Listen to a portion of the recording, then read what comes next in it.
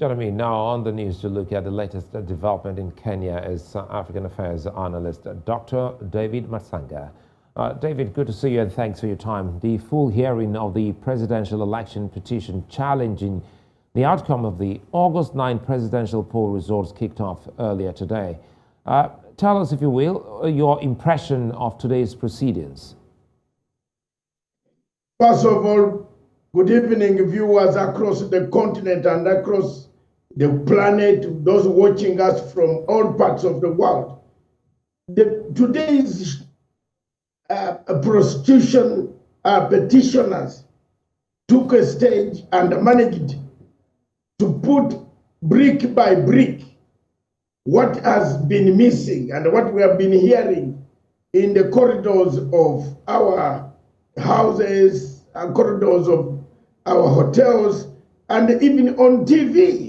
But today, this was a day, great day, that the petitioners of Azimio la Umoja plus others, not only Azimio la Umoja, there are several others, Kenyans, about 10 other organizations and the people who came back and said, no, this is the day we must, put our bricks together to find out that there was something that was wrong that was declared on that day. And therefore, the presentation today were fantastic in terms of the law and in terms of analysis of what took place. It was laid bare because remember, Suleiman, they have already written documents with evidence, affidavits, quoting figures, which some of us have been actually quietly talking about here on this platform.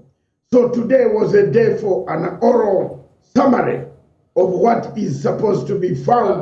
Okay, let's dig in deep. The lawyers representing Raila Odinga, who's challenging the presidential election results, have alleged that there was what they call a systematic rigging in favor of the candidate William Ruto. Let us in on some of the arguments by the team. First of all, the systematic rigging took place in specified places. The additional through one, the Kim's kit. We have talked about this here, and on several occasions, we have said, what do we do? Let's wait. Now the waiting is over. We have seen it on the ground. The court has decided, and the court decided that they should go and open up the 8 servers and scrutinize the servers, the route that Kim kids, the BVR kids walked. You remember I was telling you sometime here on the show that they will need to have what we call API, Application Processing Interface. What happened? What went wrong? When the image was done from the center, from the returning officer, the image was put in the server, in the BVR, it was transmitted. Did somebody on the way interfere with the image? That is the question here. That's why they ordered for 8 servers. And the IEBC the whole day were running up and down. They couldn't produce all the servers. They came with so many reasons to say, hey, if we give you all the servers, in case we are running another election, there will be a problem. No, the court says, give them the access to the servers. And Dr. Matsanga, let me jump in here. And again, looking at this, it's not the first time. I mean, rather, this is the first time the apex court in Kenya is ordering the opening of presidential ballot boxes for a vote recount. Where do we go from here? We have ordered. They have ordered also for the boxes. The latest that has just come in here, Suleiman, is that some of the boxes had a lot of errors. You could find one box has a blank, form 34A, but it is sealed. So how did the chairman, whoever was getting the results, how did they announce the results when the box was empty? There was no writing in it. Where did they go? Who took the figures? So this is going to play up tomorrow and Friday. But one of the things that I want to tell you, Suleiman, there are two things I've learned today, which I have not learned, but it's two things I enjoyed. I enjoyed one of the petitioners called Wamutata, a single man, a man that I taught what it means to do activism in the world.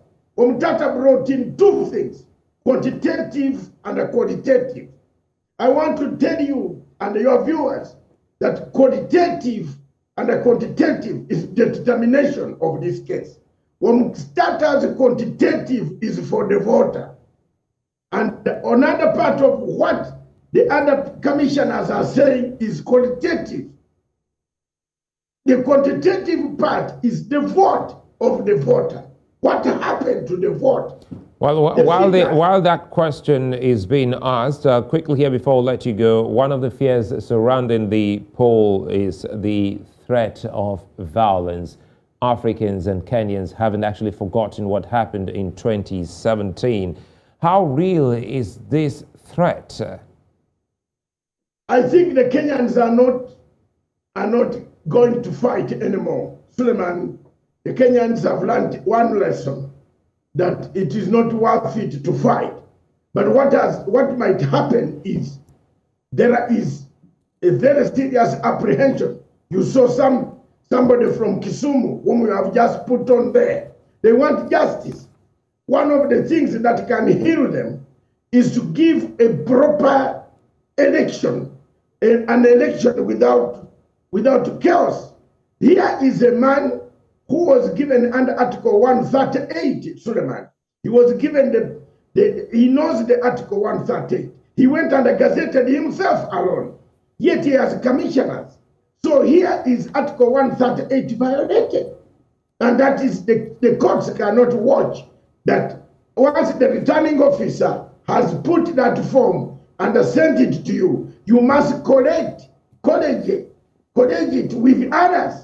The commissioners sit down. It is not a problem, even if you want to add figures for a man you favor in your heart. But sit down with your fellow commissioners and then go and announce. At the moment now, we have been put in a quagmire state that the chairman took his own route alone, single-handedly, the House. And this is not the first time. This is the second time.